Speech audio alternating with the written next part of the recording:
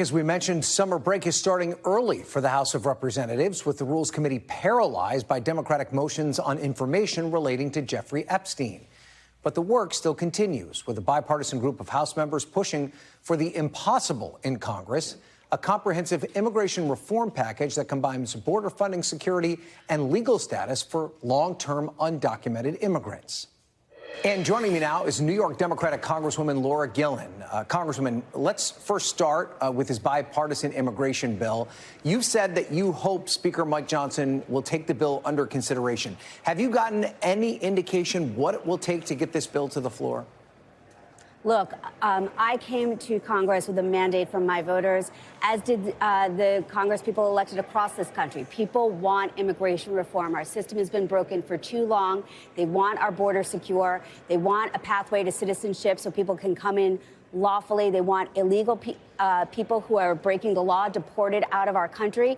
And this is the most comprehensive immigration bill to come, hopefully, to the floor in decades. And in this hyper-partisan Congress, we were able to get 10 Democrats and 10 Republicans to agree on a tough but fair bill.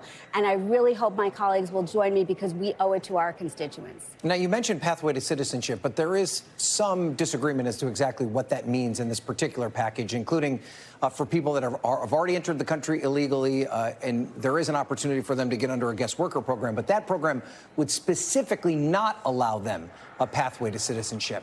Are you letting down some advocates that would like to see a pathway for citizenship for that specific group of people? Right now, what we are doing are we are establishing rules of the road and clear guidance. If you've been here for 5 years and you want to be able to lawfully remain here with your family and work here, there is a pathway called the Dignity Pathway, which will enable you to do just that after a thorough background check and vetting to make sure that you are paying taxes, abiding by our laws, and just want to remain here to work and to be with your family members if they are here.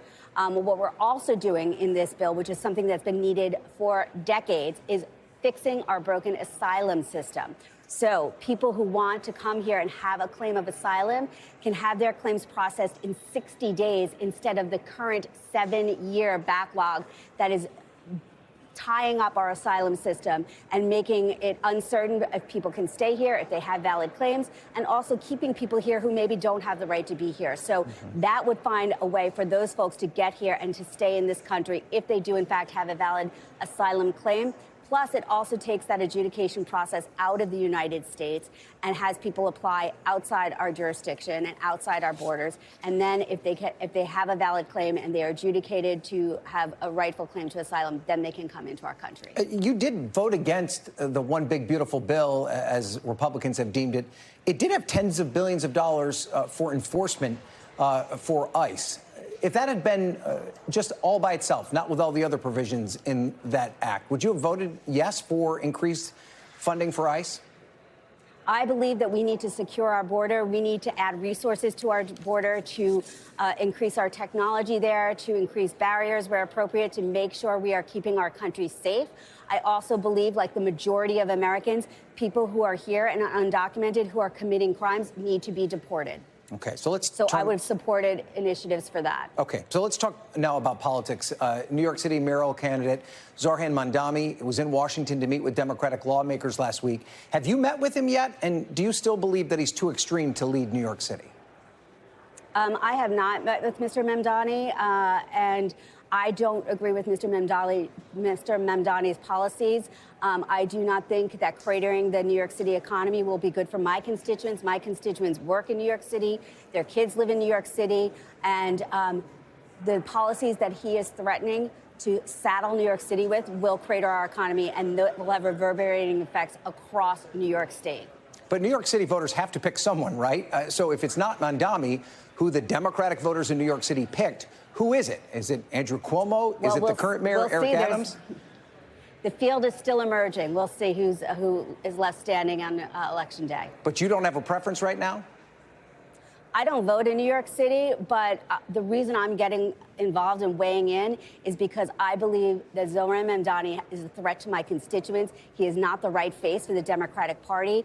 We are a party where I believe we should lead from the middle and lead from a centrist position with common sense ideas and concrete policies that can actually lower the cost of living for everyday Americans. And Mr. Mamdani's policies are all smoke and mirrors. He does not have the authority to do half the things he says he's going to, and it would have very bad economic effects on New York that will be passed down to the middle class and to working class folks. Okay, to that end, though, I want to put up a statement from Dan Pfeiffer, who worked for President Obama. He said, if a more moderate Democrat beats a progressive in the 2028 primary, as in 2016 and in 2020, it will be tough to convince progressives to unite behind the nominee when the Democratic establishment won't rally behind Zohran Mamdani after his convincing primary win.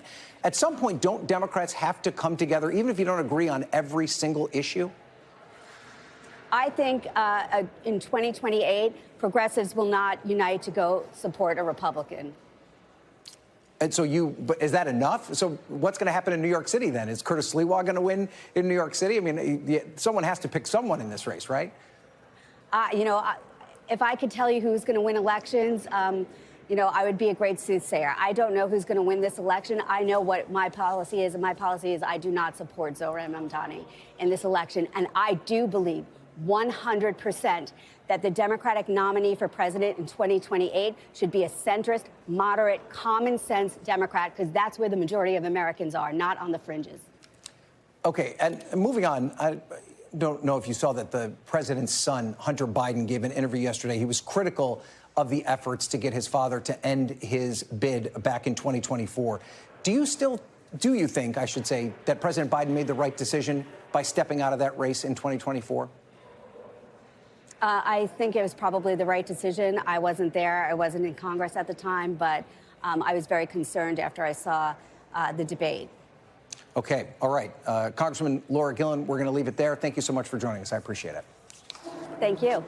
We thank you for watching. And remember, stay updated on breaking news and top stories on the NBC News app or watch live on our YouTube channel.